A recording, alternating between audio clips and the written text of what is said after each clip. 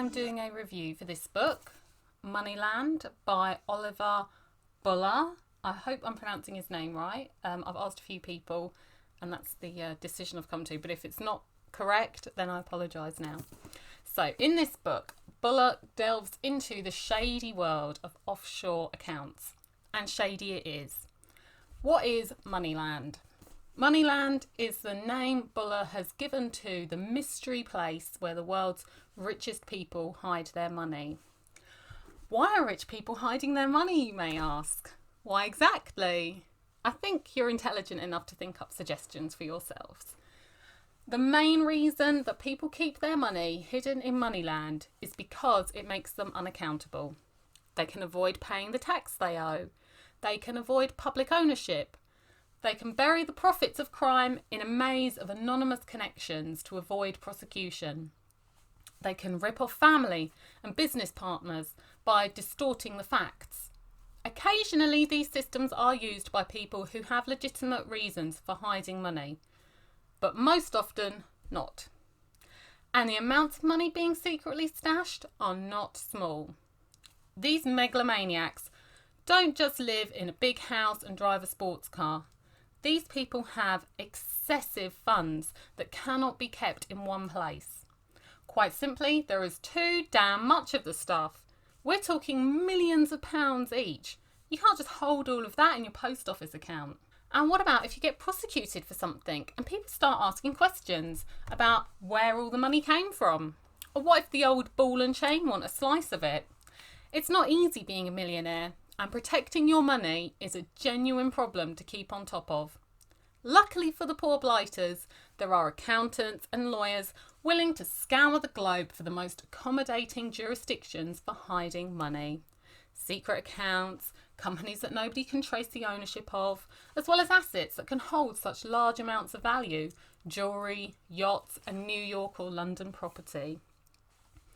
There are other things that go with being rich, such as being able to wrangle immunity from prosecution or purchasing citizenship. How ironic that when there seems to be so much hostility to foreigners, that citizenship will be sold for the right price. I think that this highlights more than anything else the differences of the world we live in. There is a distinct lack of loyalty to their nation state from the people who are stashing their money offshore.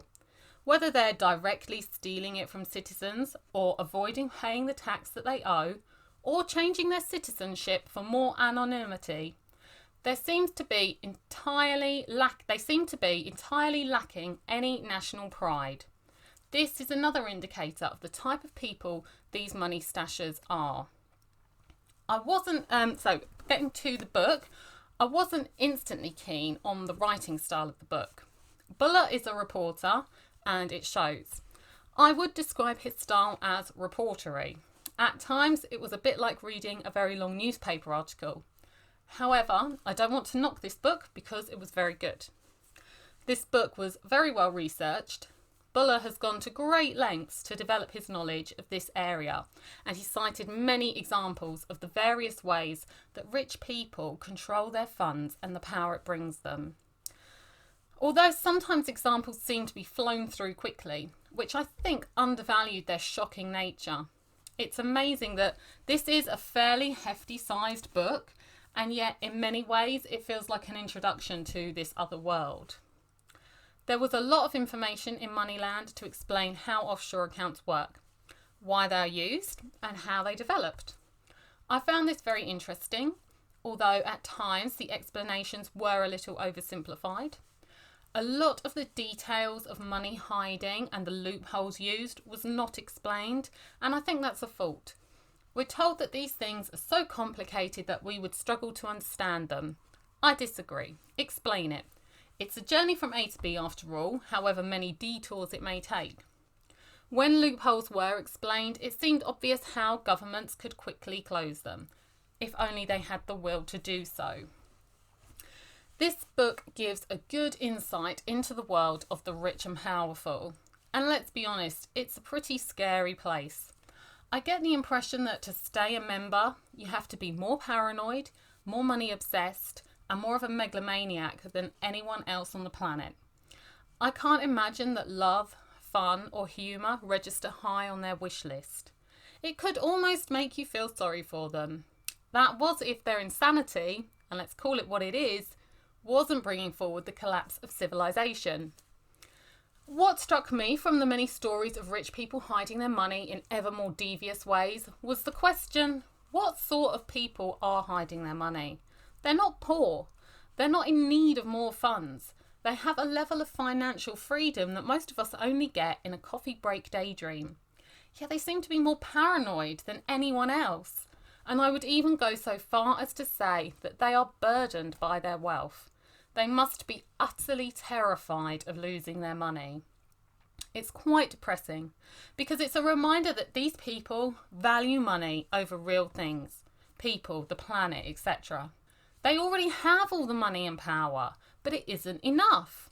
They're addicts and their behaviour is paranoid, to be polite, insane, to be honest.